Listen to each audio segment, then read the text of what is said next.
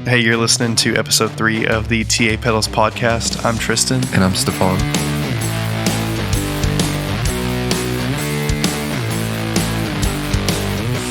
So, Stephon, when you got here this morning, you had a surprise for the company for TA Pedals. What you got there? I brought the full amount of PCBs that we are ready to start production on for the Shark, as well as the prototype for the next one. Oh yeah, what's the prototype? It's a secret. That's right. But we are gonna get that done today and test it to see how that sounds, because I'm excited to hear it. Yeah, I only have a few more components to install, and then we can see what's up with it. Yeah. How many Sharks did you order? I ordered 50 PCBs, and normally they throw in a few extra, so we might have a couple for, cushion. 50 is a lot of pedals to make. It is, but we're gonna do it. Yeah, I mean, I'm ready.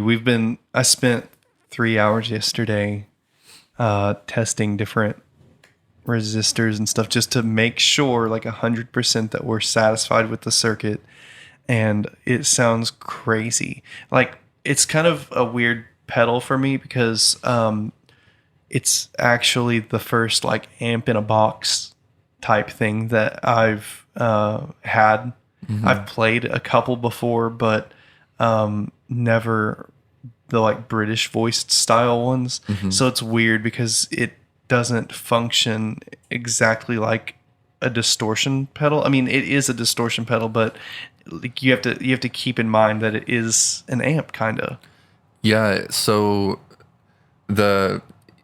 when you are using it, you definitely want to think of it more of using an amp rather than a pedal, because it has so much gain. Yeah, there's a lot of gain on it, and the EQ is like, it really affects how the distortion sounds. It's weird. Like, I don't know how to explain it exactly. Like, after messing with it for several hours, it's just a very powerful EQ section that allows you to sculpt the tone in the way you would on an amp.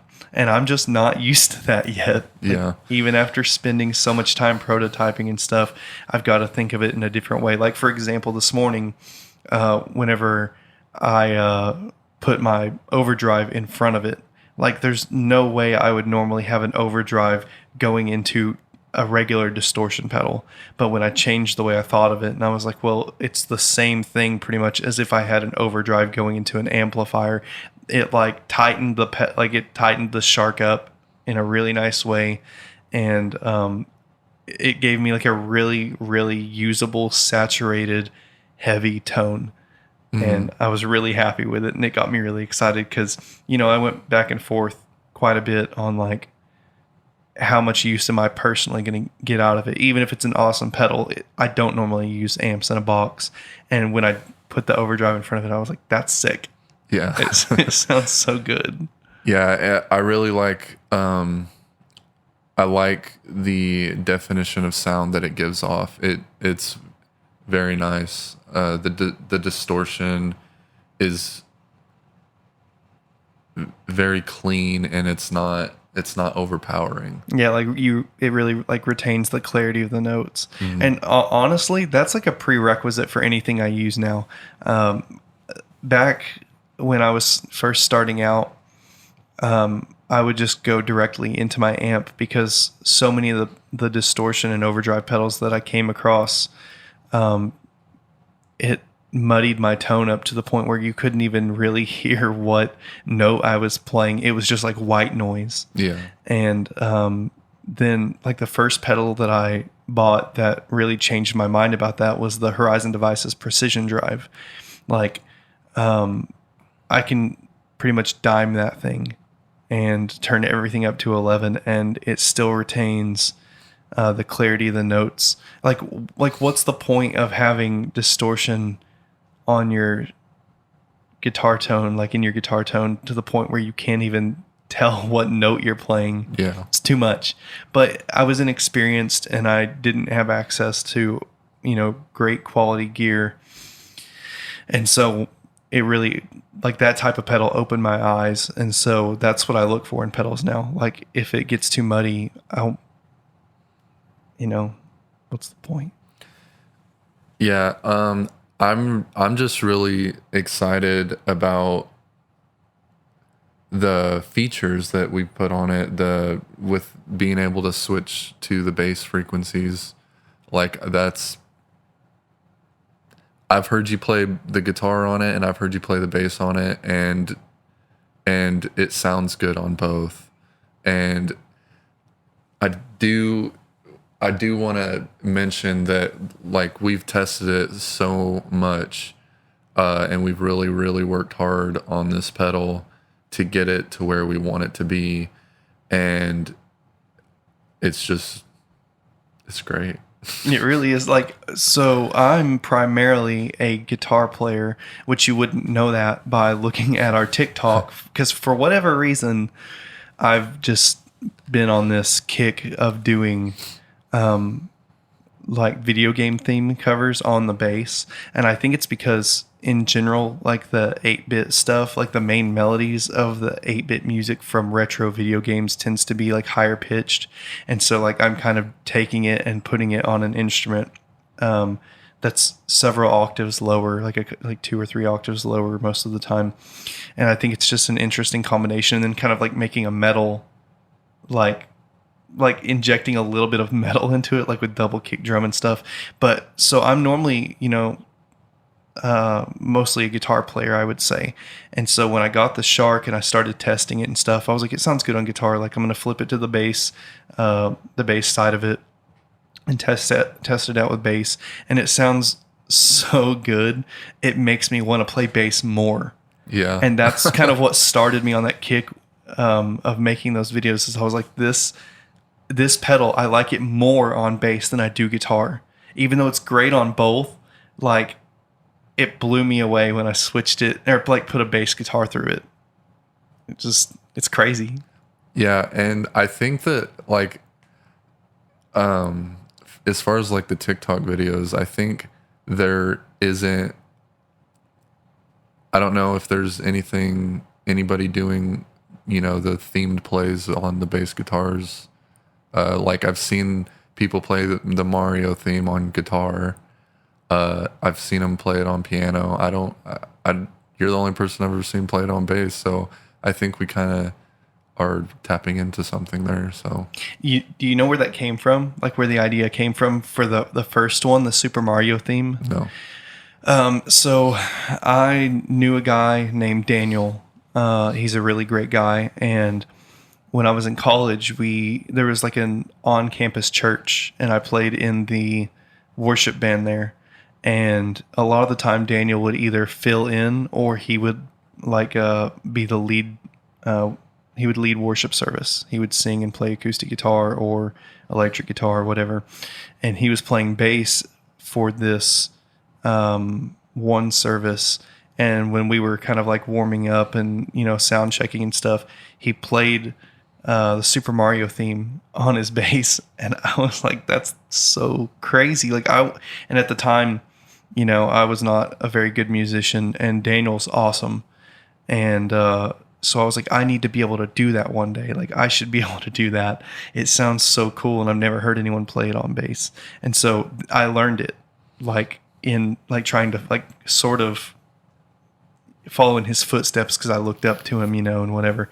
And so I learned it, and over the years, it's become kind of a warm-up routine for me, because it uses all 4 strings on the bass that I have, and it has like some chromatic licks in it, which really helps you use like all 4 fingers at the same time. So it just turned into a thing, and I've always played that like whenever I pick up the bass. And so then when we decided that we were going to start doing those playthrough videos, I knew that had to be the first one. First of all, because it was easy for me to make because I already knew it. I didn't have to learn anything new, and it was really easy to put together. And so that's how that came about. I feel like you have a pretty good amount of experience as far as like where you've been and what you've done in the, you know, in the band kind of thing. Yeah, I always kind of thought that, that would be what I do when I grew up. Like that's what I wanted to do, was be a musician. And it all started, I was 13 and my parents bought me a guitar, and they just bought me it was like a Hamer Slammer. It was a Strat copy, black and white, Strat looking guitar. And then like I started learning some stuff and got better. And then I bought like a BC Rich Warlock because I was like, yeah, metal. And it was like really pointy and had flames on it. It was like the Slayer Kerry King signature model. And so then like I started a YouTube channel, and everything kind of just took off from there because YouTube didn't used to be such a serious place, and not everything that was posted was so polished. And so I was just kind of keeping track of my progress through YouTube and letting people watch it. And I got up to almost 1,000 subscribers at one point. Because like as my videos got better and my playing got better, people started paying more attention, of course. And that actually, my YouTube channel scored me a couple of gigs, which is crazy. And like I played at a local coffee shop one time and was in the newspaper because of it. It's how I tried out for like a couple projects that I was involved in. They were like, well, if you can do this, then like that can be your audition tape. Like I played a Beartooth song on bass, and that's how I got into a band. And it just kind of became a thing for me. And it opened a lot of doors. And when I was going to college, it was weird. I ended up dating this girl who recognized me from my YouTube channel. I was on my way to class and she was like, "You're that guy." And I was like, okay. That's weird. It's really weird. It's really, really weird. And I didn't really realize at the time like what I was doing, and I kind of wish that I would have, seen it through, because I had a pretty good head start on it. I ended up having like hundreds of videos on YouTube. It sounded like you were having a pretty good direction of what you wanted to do and where you were going.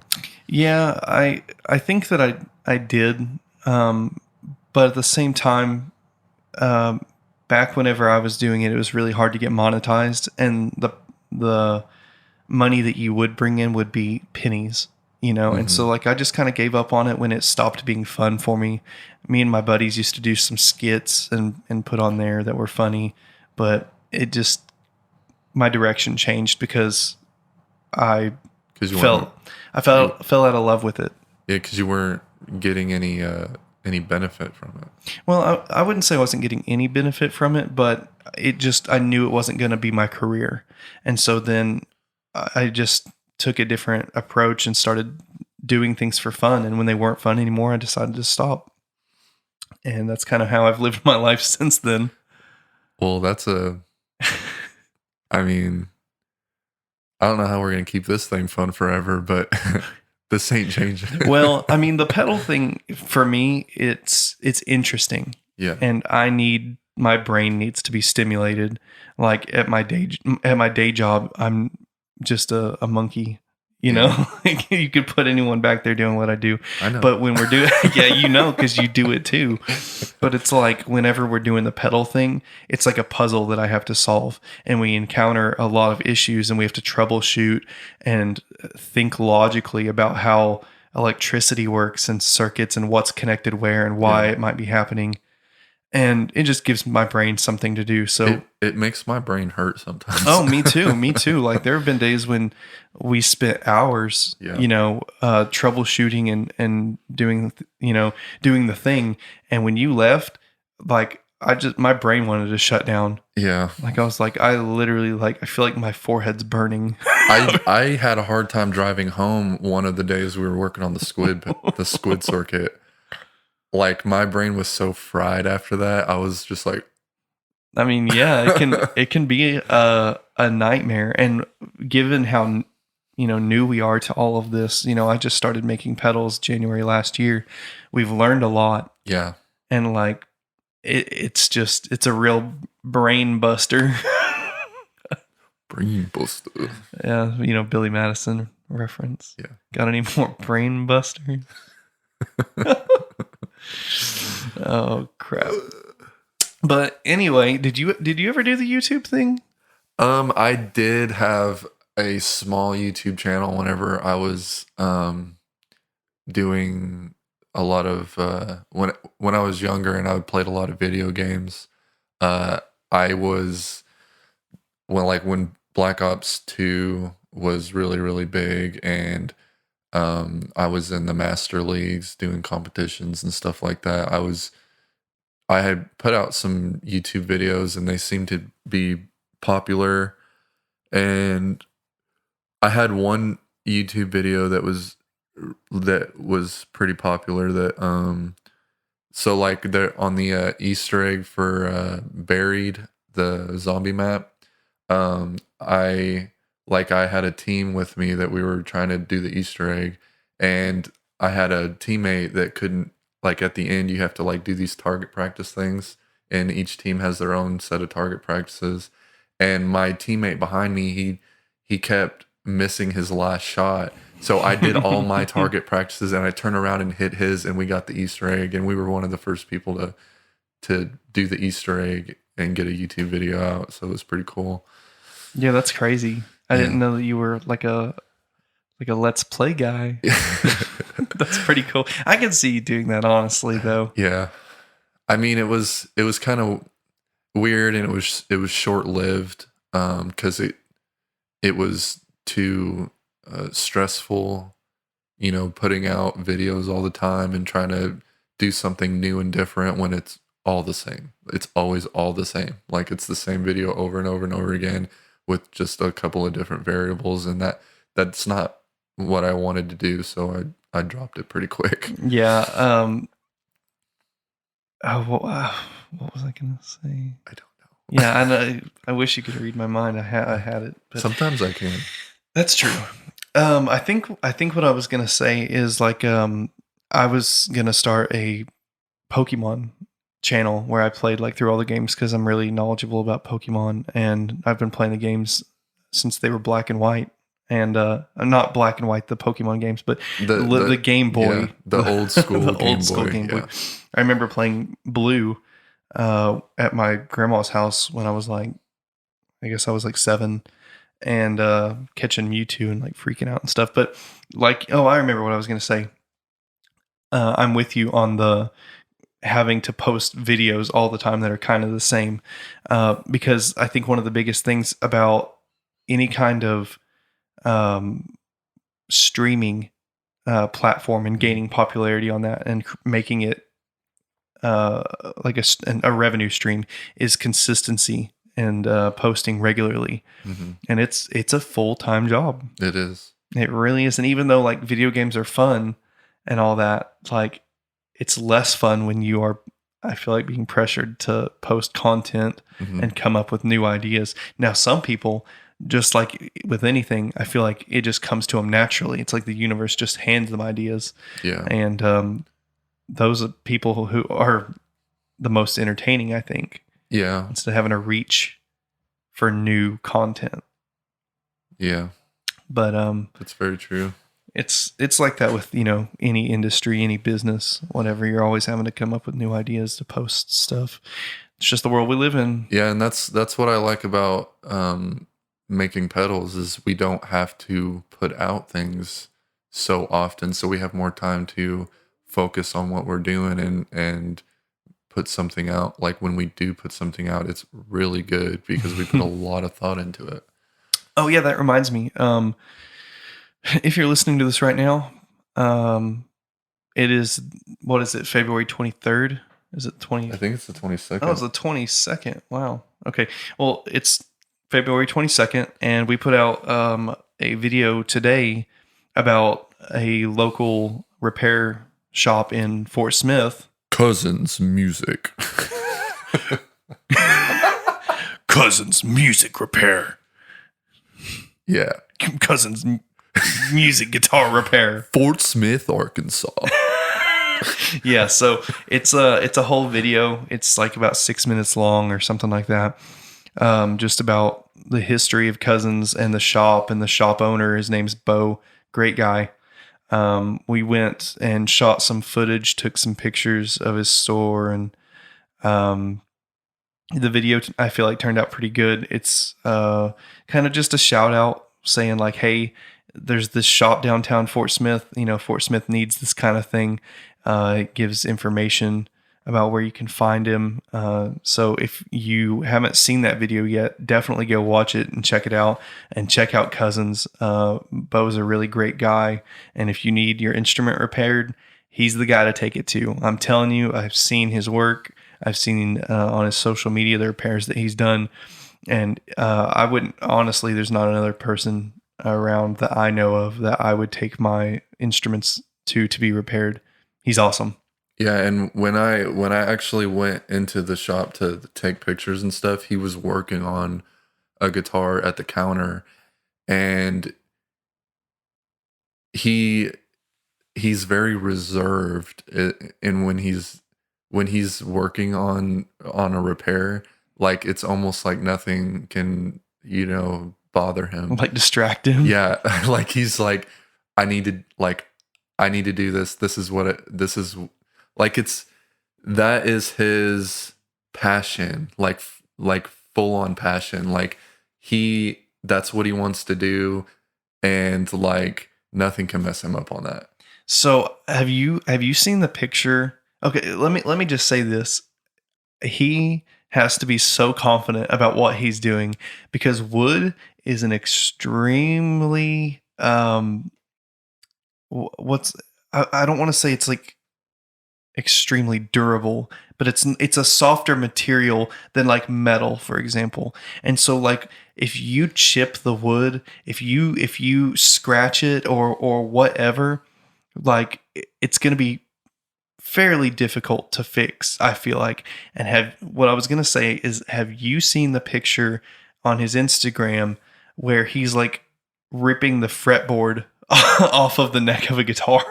I did not see that. Yeah, it's like, I guess like there's some sort of like wedge tool that you put in between the neck, like the top of the neck where the fretboard would go, and the fretboard would.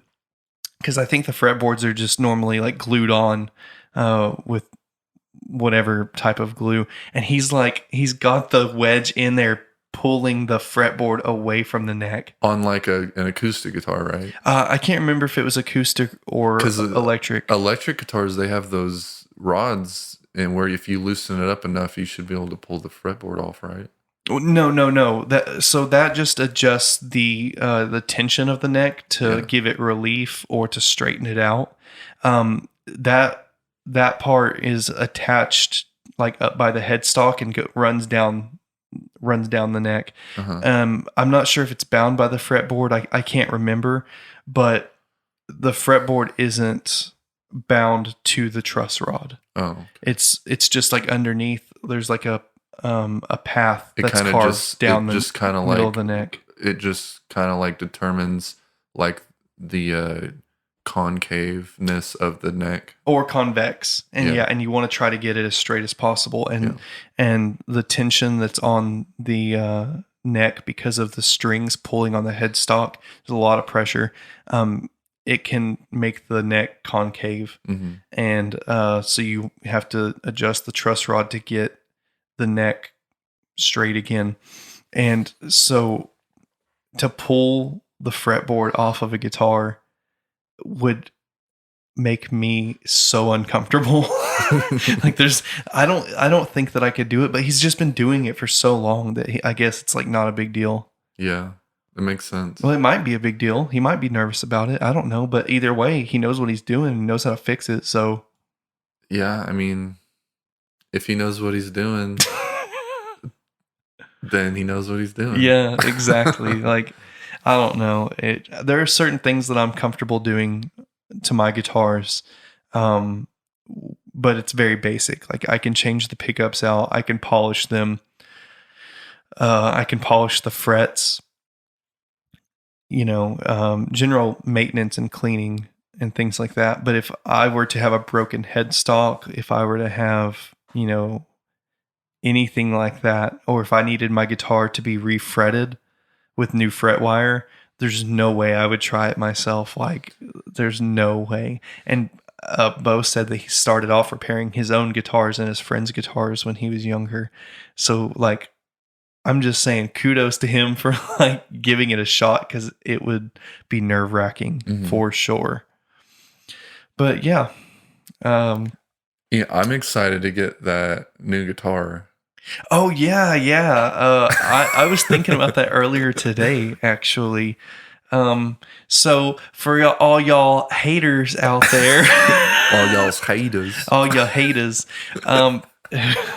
okay, so I'm gonna be very vague about this, but we got a message or two saying that, like, when we post videos playing like doom metal, that my Ibanez is an inappropriate instrument to use, and people are offering to like loan us their instruments so that we can look cool or something. I don't know. Don't get me wrong. I understand. They just say it doesn't say doom. What was exactly said was a new Ibanez doesn't exactly scream doom to me. Which, I mean, I kind of agree with that. Like, aesthetically, like, the look of it doesn't really match the doom metal thing. But at the same time, like, what am I supposed to buy an instrument for every genre of music that I want to play? Yes. The answer is yes. The answer is yes. Like, as much as I want to be like, oh, I can play whatever guitar I want, whatever. Like, there's no denying that the instrument that is in a video or whatever kind of catches your eye. And there are instruments that are more what's the word I'm looking for? People who play those specific genres of music generally use a certain type of instrument. And my Ibanez, it's like this really pretty blue and green quilted maple top, and I put bare knuckle juggernaut pickups in it that are like blacked out. And to me, that says like progressive metal, like prog, like gent stuff. And so, like, him saying that, like, it doesn't scream doom. Well, no, it doesn't, but it's still a nice guitar that sounds really good. And so, you know what, though? It doesn't matter. We're still going to buy a new guitar because we want to look cool, okay? We want to look cool for you guys. And we let a couple of people drag us down, and now we have to get a doom looking guitar. Well, okay, so I've been thinking about it a lot. I've been thinking about it a whole lot. And something that I have noticed is, and I'm just gonna come out there and say it, it's entertaining to lean into those types of things, like lean into controversy. You know what I mean? Like, I'm not upset whatsoever about what was said. I mean, I'm not upset at all. And I don't think that the guy's completely wrong. I really don't. But I'm just trying to lean into some controversy to be a little more entertaining, and it's not going to hurt anything. So, you know what? If you think that we need to buy a new guitar because you don't like the way my Ibanez looks, we're going to. We'll buy all the guitars. Yeah, and the guitar that we're getting is going to be sick. Like, all blacked out SG. Yeah, it's an all blacked out SG with a matte finish. And then we're going to drop Seymour Duncan Invaders into it, and it's going to be pretty nuts. Yeah. And the SG is, that's the Doom guitar. Like, that's what a lot of people use. And I'm excited to get one and try it out. I've been wanting to do that for a long time anyway. Like I said, like, even if we didn't do it for TA pedals, I was probably going to do it eventually anyway. So yeah, that's definitely a guitar that I would like to have myself, just because of the thicker neck. And right, I've been wanting to play a guitar. I haven't got a chance to play a guitar with a thicker neck on, so I'm excited to get my hands on it. Yeah, the Ibanez's that I play, they're like called wizard necks, and they're meant for like speed, and they're so thin, and like depending on what year we're talking about, depending on what brand, but if we're talking about Gibson, the neck profile greatly varies throughout the years of production, and based on what model you're playing. Like, for example, a Gibson Les Paul, it has a super thick neck on it. It's like holding a baseball bat. Like, that's what it feels like sometimes. But some people like that, and it'll be cool to have a guitar that is so different from my Ibanez guitars that I have. I mean, the white Ibanez says metal to me. Yeah, like 100%. I'll use that one more. The neck on my white RG is a tiny bit thicker than my my blue bluish green, whatever. It's called Surreal Blue Burst. I don't like, that's a long name. Like, the name of my blue Ibanez is RGA IX6QMQ Surreal Blue Burst. And it's like, why? I don't want to say that. How did you remember that? Because I broke it down into what it means, and RG is the body shape. IX, or I'm sorry, I think it's XI. I don't know. It's a six. Essentially, it's a 6-string Ibanez RG with a quilted maple top in a Surreal Blue Burst, and whatever. I can't. Maybe I didn't remember it right, but the name is just like initials for what the guitar has on it. It's a model number. It's a model number, and it indicates what's on the guitar, essentially. I guess I love it.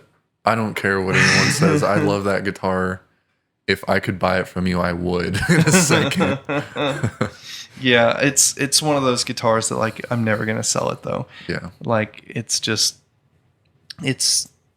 I've put too much time into it where it's got a lot of sentimental value. Like, I replaced the tuners. I have hip shot locking tuners on it. And the pickups were like, bare knuckle, you have to custom order each set, and they're made to order. And so, I guess maybe not every set is made to order, but you get to choose like the screw type that goes on the pickup, the covers, the color, the string spacing, all of those things. And so, like, those are my pickups. Like, they're certain model, but they were made for me, customized specifically for that guitar. Right. And the guys at Bare Knuckle really took the time to like make sure that I was getting something that was going to work for me too. Like, we talked about different types of pickups. They asked for pictures of my guitar to make sure that the covered set was going to fit. I was pretty sure it was, but they confirmed that for me, so I didn't it took all the worry out of it for me. They confirmed the string spacing. So, like, if you've never done like a custom pickup order, or anything that's not standard, there's a lot of factors that you have to take into account, and they kind of helped me out with that a lot. So, they do really great work anyway. So anyway, point is, I put a lot of time and money into that guitar, and I don't think I'll ever part with it. But at the same time, like, you can never have too many guitars either. So my collection's not going to stop anytime soon. Yeah. I don't have a ton, but a couple Ibanez. I got a Sterling bass, a Yamaha Pacifica, which that's actually Benjamin's. Yeah, and I have that guitar too, and I like it.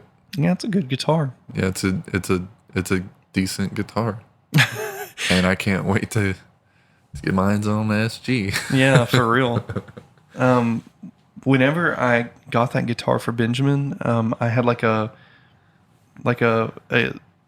coupon code that they do occasionally for like their regular shoppers, and I've spent a lot of money at Guitar Center. And so the Yamaha Pacifica was retailing at that Guitar Center for $199. I got it for $20. So, like, yeah.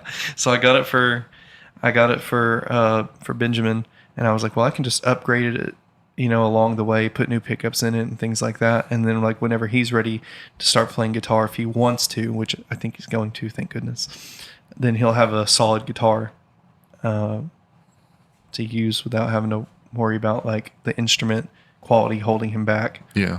So And he could always throw some stickers on it to make it look cooler. he can, honestly, whatever. I've been collecting equipment for him to use for several years now, even since before he was born, and he can do whatever he wants with it.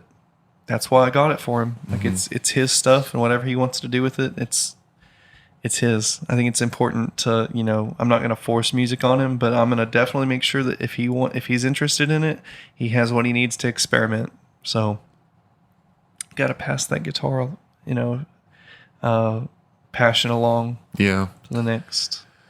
And like, I think it's important to not push things on your kids. Like for me personally, like just my kids seeing me do artwork and seeing how much I love to do it makes them want to try it. And some of them are not like that interested in it, but a couple of them are, and they will like do something, and I can go in and give them tips and pointers on how they can get this certain effect out of what they're trying to do. And it's really cool that I'm not like forcing something on them, and that they can just do what they want and experiment how they want, but also get outside pointers from it. Right. Yeah, absolutely. I think just exposure, piques kids' curiosity. Mm-hmm. Like if I'm mixing a song or if I'm playing guitar, Benjamin will stand at the doorway. I have a baby gate up, so he can't come in here and mess with all my pedal settings. But he'll stand there and he'll like bounce up and down, and he'll say, "That's Daddy's music. That's Daddy's music." Yeah. And he asks to listen to music. And so, I mean, he's only 2, so like I think if you just include them and show them how cool it is, they'll want to be involved anyway. Yeah. So you don't have to force it on them. Some kids are weird because it didn't really work like that with you, did it? No, not really. My dad. from what I've heard, you hated music when you were growing up. Yeah, isn't that weird?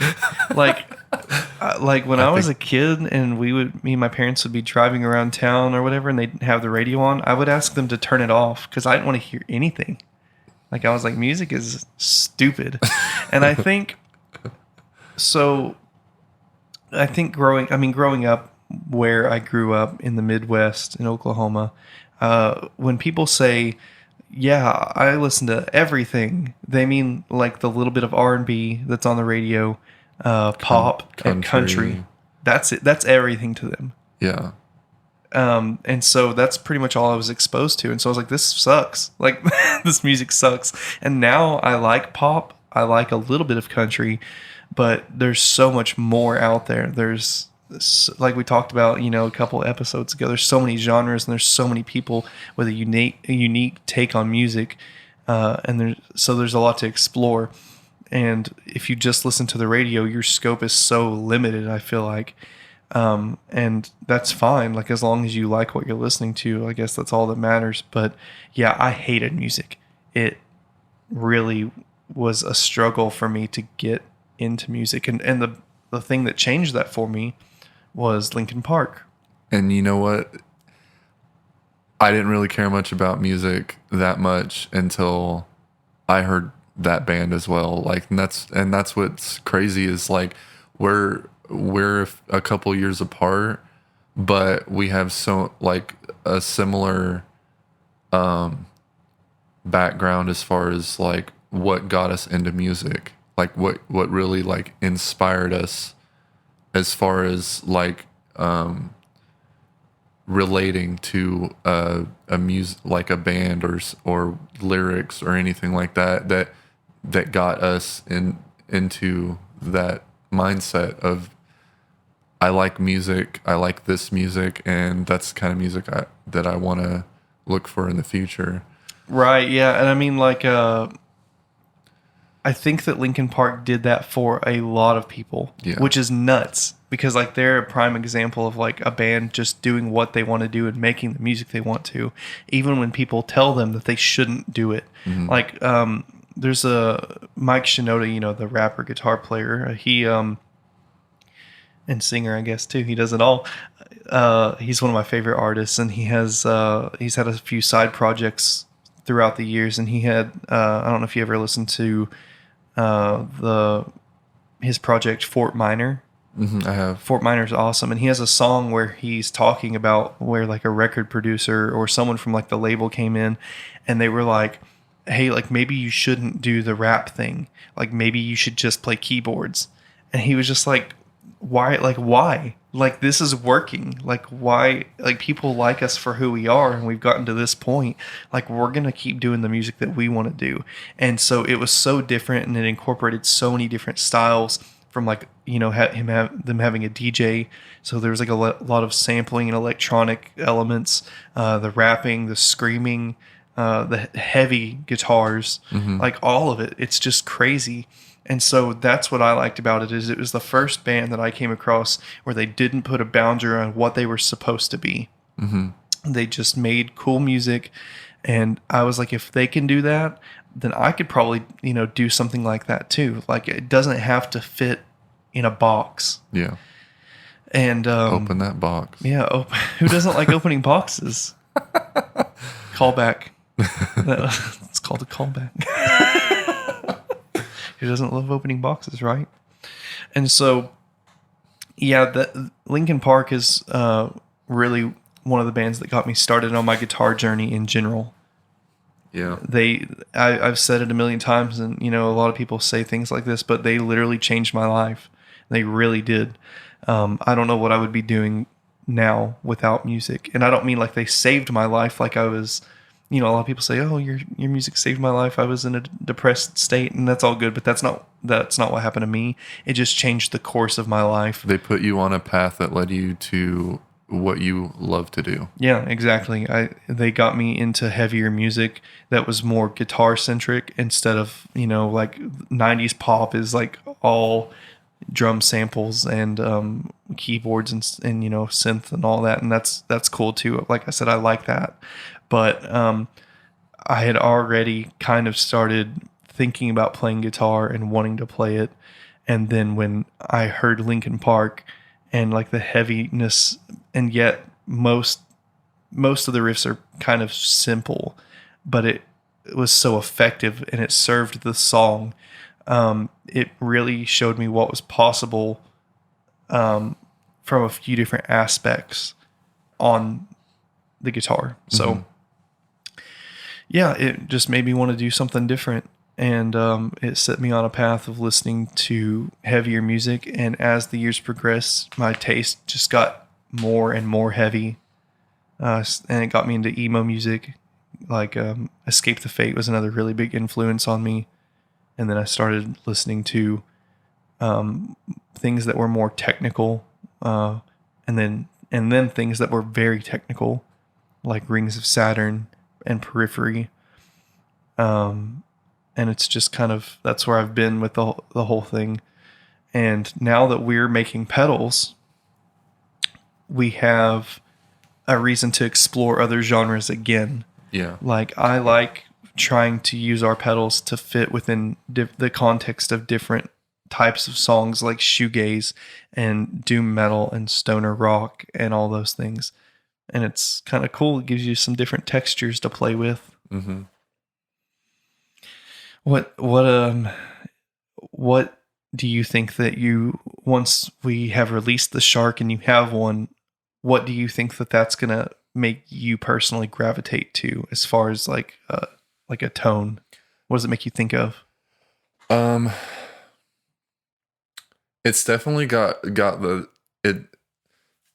it's definitely got that classic distortion feel to it. But I think it definitely hits more into like the heavier stuff that gets played nowadays. So it's kind of like, it's almost like a bridge between the two. Yeah. It's kind of loosely based on like a Marshall amp. So it's got like that classic British tone, but with like a ton of gain. Yeah. So there are a lot of guys who will use an amp like a JCM 800 for metal. I think Lee from Bring Me the Horizon used a JCM 800 for a long time. I could be wrong about that, but something's telling me that I watched an interview or something where he was using a JCM 800, and so like you could definitely get like metal tones out of it. Mm-hmm. But also, we were doing all of our testing, and I rolled back the gain and tried to just use it like as an overdrive, and then use the tone controls to shape the sound a little bit. It sounded really good into like a 5150 style amp too. What I actually run all my pedals through is it's an amp called the Badger.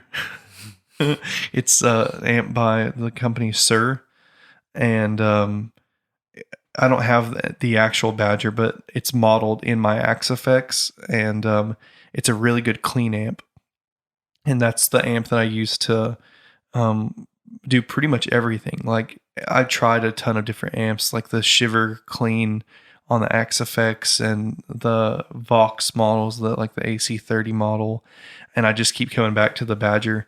I really like it, and it's clean. And so when I put like the Shark or the Squid through it, dude, it's like it's a way for me to tell that all the aggression and tone from the distortion is really coming from like the pedals, and they are mean, dude. Like the Shark is so mean. Yeah, it gets up there. It really does. Like it's pretty wild, and I can't wait to put one together. Like it should be. I keep checking on the order for the enclosure and stuff like that, and I don't think it'll be more than like a week before we have everything to put the first one together completely. Yeah, it's pretty insane. It's been a long road. I'm excited. Me too. And then like the third pedal, I feel like the third pedal we're gonna put out this summer. It's kind of just been like a breeze, so far anyway, because the Shark was so hard. Yeah, the Shark was difficult. A lot of tweaking and a lot of testing and a lot. We went through 2 prototypes, and now we have the final PCBs in, and it's just like there was so much things that we had to do and change throughout the process of discovering what it was going to be. Like it's crazy to me when I think back of it. I'm just so happy that we finally got to the point where it's done. That exactly. Like I feel like we as TA pedals go through like cycles. Like when we're trying to create a new pedal, doing the research and development for it, we spend a lot of time troubleshooting any issues we may run into, and then it also, after we have the issues resolved, like just developing the sound to make it sound how we want it to. Anything from switching op amps to switching clipping diodes and different configurations and things like that. And then we get into like the harder part, which is like designing the PCB, ordering it, waiting for it to be produced and sent from China. And then like we use a company called PCB Way that produces fantastic quality PCBs. And pretty quickly too. Yeah, pretty quick. And they offer like a variety of colors, which is really nice. And so we have to wait to get those. And then we have to like populate the board. And then sometimes they don't work, like 2 or 3 times. We may get a PCB that we've tried to, develop. We may get it and it doesn't work at all. And then we have to like go back to the drawing board and troubleshoot. And it's just a matter of problem solving. And then finally we get, one that works. And then we have to do math to make sure that the artwork matches up and all the labeling matches up and it's going to fit in the enclosure correctly, and then source all the parts and assemble a final prototype. And then we kind of get a break, and that's when we move into like Production phase. the production phase where like everything's good, everything's labeled properly on the boards, and we just put them together. And then, you know, of course, there's like the marketing side of it, and like just doing demo videos and, you know, showing you guys how it sounds and all that. And that's kind of the fun part. But man, like when we're in the research and development phase, it is a nightmare sometimes. It really is, but like it's worth it. It's worth it to make cool and unique effects. But also if you consider like how much time other companies spend on getting a pedal together and out to the public, they're taking a lot more time than we are. I'm extremely surprised at how fast we're cranking these out. Yeah, like I was like, if you would have asked me 2 months ago if we're gonna be able to get the Shark out by March, I don't know if I'd been able to answer you. Yeah, I mean, it was really up in the air for a minute, and I was really second guessing a lot of what was happening. I thought we had a lot of issues, especially with like the blend part of the circuit. Like that was almost really bad and a complete failure. And then we just made a couple tweaks and figured out what was wrong, and now it works perfectly. Yeah. And so we, you know, kept marching on, and now we're almost done. We're done with the testing part at least. Yeah, that's for sure. Just waiting on that enclosure, make sure everything lines up properly, and then we can get going. Well, more math. Yeah, I'm so sick of math. Like that was my worst subject in high school, and one of the only classes I ever failed was like geometry, and now I'm using it so much. And in, you know, we're using like millimeters and stuff, and it's easier for me being based on 10 instead of inches and all that. So that makes it a little bit easier. Thank goodness. I can do basic math. So, well, maybe at some point in time we can hire a math and a chicken. Yeah, I have 3 possible candidates at my house every morning. So maybe we can employ one of them. Yeah. Well, you ready to wrap this thing up? I am. Okay. Well, we just want to thank you for listening to another episode of the TA Pedals podcast. Like we mentioned earlier, we would love if you went and checked out our new video that came out on YouTube today. It's called Who is Cousin's Guitar Music? Oh my gosh, let me start over. It's called Who is Cousin's Music Guitar Repair? And it's a really cool video. And check Cousins out on all social media. He's really easy to find. And check us out too. We're at TA Pedals. And I guess we will talk to you guys next time. And don't forget, we just want to make cool things that help you make cool things. Yeah, we've decided that that's our catchphrase. That's our slogan. We make cool things so you can make cool things. Yeah. All right. Bye. Bye.